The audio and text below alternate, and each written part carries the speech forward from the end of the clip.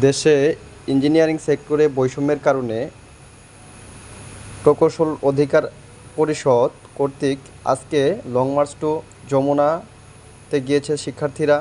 তারা এখানে বিভিন্ন স্লোগান দিয়েছে এবং তাদের নেতৃবৃন্দ বিভিন্ন বক্তব্য দিয়েছে।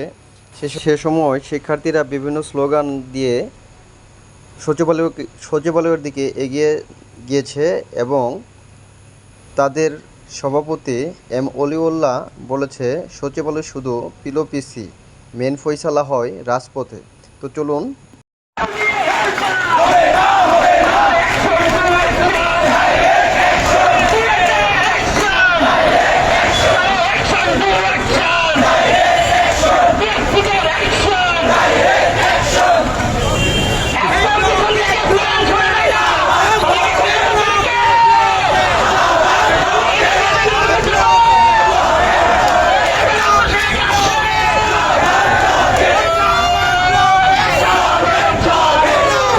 এরপর সেখানে বক্তব্য রাখেন এম অলিউল্লাহ।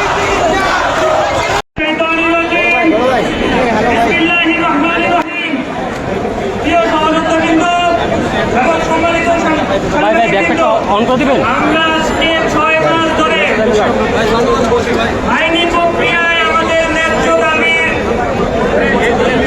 যে আন্দোলন করে আসছিলাম, আমাদের সত্যের বাদ বর্তমান ইঞ্জিনিয়ারিং গভর্নমেন্ট ভেঙে দিয়েছে। আমরা চেয়েছিলাম সারা দেশে প্রকৌশলীরা তাদের যোগ্যতা অনুযায়ী তাদের পদায়ন পাবে।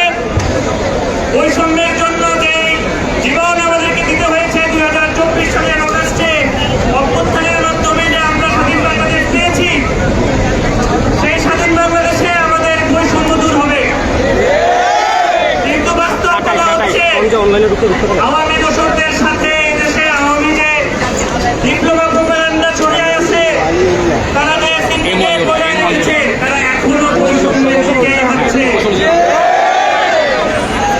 তারা সারা দেশে বিভিন্ন প্রকৌশল চ্যানেল 28 একে একে দখল করতে বসেছে। স্বাধীনতার পর থেকে প্রায় 40 বছর যাবৎ বিভিন্ন সিন্ডিকেটের মাধ্যমে বিভিন্ন প্রতিষ্ঠানে বিভিন্ন জায়গা বিভিন্ন প্রকৌশলীদের পদ দখল করে আছে। দুঃখজনক ব্যাপার হচ্ছে আমাদের নীতিনির্ধারকরা এই বিষয়ে জানেই না। আমরা যেখানে কথা বলতে গিয়েছি, আমরা লক্ষ্য করেছি বোঝাতে হয়। হতাশার ব্যাপার হলো তারা হতাশা প্রকাশ করে গ্রাজুয়েটদেরকে বাংলাদেশে পাওয়া যাচ্ছে না। কিন্তু মজার ব্যাপার, সার্কাসের ব্যাপার হলো তারা তাদের যে সেক্টর, সেই সেক্টরে ইঞ্জিনিয়ারদের যথাযথ মূল্যায়ন করতে পারছে না। গতকাল আমাদের বুয়েটের সাবেক এলামনাই, বর্তমান এলামনাই আমাদের রুকন ভাইকে স্পষ্টভাবে সকলের সামনে কর্মরত অবস্থায় জীবন নাশের হুমকি দেওয়া হয়েছে। আমরা এই অন্যায় আর চলতে দেব না।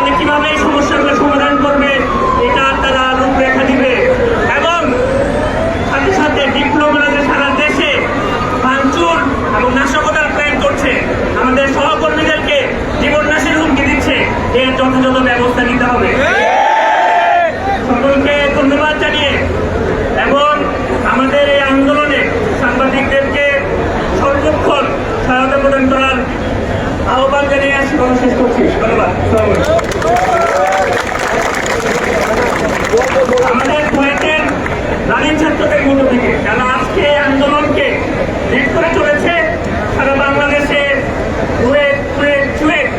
যারা এছাড়াও যারা বিজ্ঞান প্রযুক্তি সারা দেশে আন্দোলন করছে, বুয়েট আজকে এখানে শাহবাগে তাদের নেতৃত্ব দিতে দাঁড়িয়েছে। সারা দেশে যে ইঞ্জিনিয়ারদের আছে আকাঙ্ক্ষা, তারা আজকে বুয়েট এখানে সেটা প্রতিনিধিত্ব করতে এসেছে। বুয়েটের পক্ষ থেকে নেতৃবৃন্দ কথা বলবেন। তুষার